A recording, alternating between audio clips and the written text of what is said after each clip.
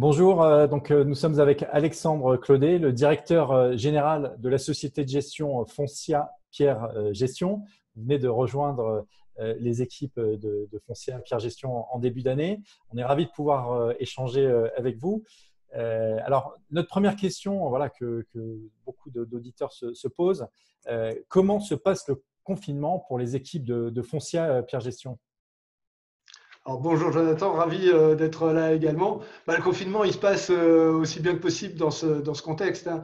Dès le 17 mars, les équipes ont commencé le télétravail de chez elles, donc en assurant la continuité d'activité, les missions essentielles de la société, et surtout en restant proche des locataires, parce que le vrai sujet aujourd'hui, ce sont les locataires, et on fait tout pour les suivre avec le plus de précision possible et les rassurer. Donc, quelque part, voilà, il faut bien les accompagner pour pouvoir anticiper la reprise et faire en sorte qu'il y ait une pérennité dans les relations que vous avez avec vos locataires. Exactement. Quand on rentre dans le vif du sujet, on est en pleine pandémie, on a une situation qu'on n'avait jamais connue avec le confinement, on a des fermetures de commerce. Clairement, qu'est-ce qui se passe? Les sociétés sont en manque de chiffre d'affaires, elles ont des problèmes de trésorerie et certaines, aujourd'hui, ne peuvent pas payer les loyers. Il faut dire les choses clairement.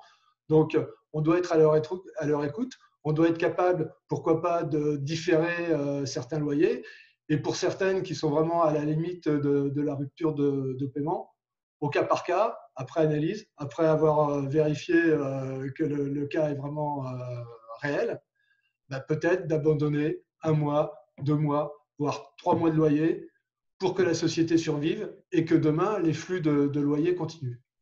Donc, on voit bien quelque part, c'est important d'être dans une bonne intelligence de relation parce que ce qu'on va peut-être laisser aujourd'hui, ça permettra d'avoir une pérennité sur long terme. Et on sait que quand on investit en SCPI, on investit sur le très long terme. Donc, on voit là, vous êtes déjà peut-être un peu en train d'anticiper ces questions que se posent les épargnants. Quel va être l'impact au final de cette crise sanitaire, cette crise Covid-19 sur l'immobilier en général et en particulier sur vos fonds? Quels sont les éléments? Quelle est votre analyse sur ce sujet?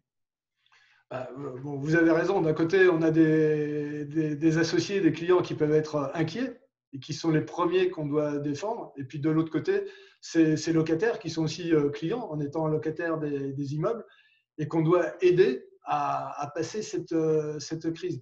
Donc l'analyse, elle est simple. C'est dans un contexte extrêmement particulier, arriver à arbitrer, à trouver un équilibre entre l'intérêt donc d'associés qui nous ont confié leur argent et qui, pour beaucoup, ont besoin de cet argent pour vivre. Mais aujourd'hui, mais aussi bien sûr dans les mois, dans les années qui viennent. Et puis des locataires qui sont dans l'économie réelle, qui sont des entreprises, qui sont des commerces et qui se retrouvent dans une situation que jamais ils n'avaient pu imaginer. Donc aujourd'hui, la première question, c'est comment on fait pour passer cette année 2020, cette période de confinement. Et c'est ce que je vous expliquais en préambule, c'est pallier aux problèmes de trésorerie et être capable de faire qu'une entreprise en difficulté survive pour demain continuer à assurer des loyers. Et puis, la deuxième question, c'est après la pandémie. Euh, la question de la crise économique qu'on peut subir, hein, parce qu'il ne faut pas se leurrer. Je crois que tout le monde sait qu'à partir du 11 mai, on n'ouvre pas les portes et puis on ne recommence pas comme avant. La situation va être assez compliquée et potentiellement, il peut y avoir quelques entreprises qui connaîtront encore des difficultés, voire qui feront faillite. Ce qui est intéressant, c'est de se retourner un petit peu vers le passé et considérer la situation à ce moment-là. Les CPI, ce sont des véhicules qui sont des véhicules en général extrêmement bien mutualisés sur différents secteurs d'activité, sur différents secteurs géographiques, avec beaucoup de locataires. Et le fait, en fait, qu'on ait une multitude de locataires, une multitude d'entreprises, fait que les difficultés en général n'arrivent pas pour tout le monde, heureusement, et au même moment.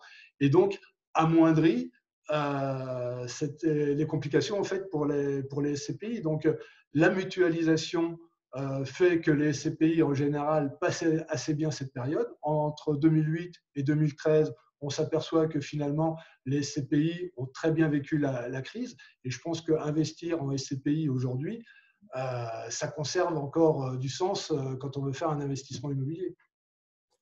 Chez SCPI.com, on en est convaincu, vous le savez bien. On sait qu'on est quelque part sur la SCPI, sur un produit qui est d'une très grande transparence, d'une grande mutualisation. La plupart de vos confrères indiquent qu'il y a peu, voire pas du tout de demande de retrait de part. Donc, ça montre quelque part la confiance qu'ont les épargnants pour ce véhicule.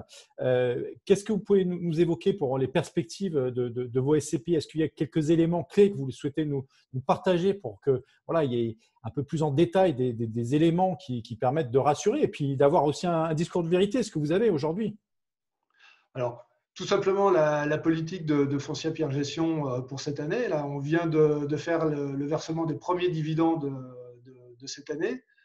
Notre choix, il a été simple, c'est de se dire, on va essayer de lisser en fait les acomptes de dividendes au cours de l'année. Notre partie, ça a été de se dire, même si les encaissements de loyers sur le premier trimestre ont été normaux, on sait que le confinement, c'est mi-mars, donc les loyers avaient été payés, plutôt que de créer des à-coups, on a décidé d'essayer de verser des acomptes relativement constants et si possible, si les faits nous donnent raison, pourquoi pas de les augmenter un petit peu sur la fin de l'année. Ce qui veut dire que sur certaines SCPI, on a baissé l'acompte par rapport à l'année 2019 et sur d'autres, sur des secteurs un peu moins exposés ou avec des reports à nouveau plus importants, on a choisi de conserver le même acompte que l'année dernière. Donc, voilà, d'une mesure, quelque part, des mesures de gestion prudentes. Et on voit que, quelque part, voilà, les épargnants doivent le comprendre, doivent avoir quelque part cette responsabilité vis-à-vis de leurs locataires. Parce que leurs locataires, si ils acceptent de concéder quelques aménagements, ça permettra d'avoir une pérennité sur le capital. C'est en gros ce que vous nous expliquez. Est-ce que vous avez, Alexandre Claudet, une bonne nouvelle à nous partager? Parce que c'est vrai qu'on est dans un contexte où il y a beaucoup de mauvaises nouvelles, mais néanmoins, il faut quand même parler de ces bonnes nouvelles, des éléments qui sont peut-être rassurants pour les épargnants. Alors bien sûr, il y a toujours des bonnes nouvelles à partager. Et là, j'en ai une au niveau des services. Foncia Pierre Gestion est en train de revoir totalement son site internet pour proposer là, dans les semaines qui viennent un site qui sera beaucoup plus ergonomique, plus convivial et plus complet.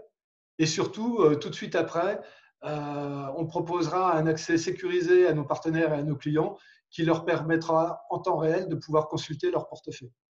Donc, une innovation, un univers encore un peu plus digital pour être proche de ces investissements. C'est en somme ce que vous êtes en train de proposer aux épargnants des SCPI de chez Foncia Pierre Gestion. On vous remercie beaucoup, Alexandre Claudet. Donc, pour rappel, vous venez d'intégrer depuis le début d'année la société de gestion Foncia Pierre Gestion en tant que directeur général. Bienvenue dans ce contexte inédit. On sait que vous allez faire avancer cette société de gestion dans une dynamique forte.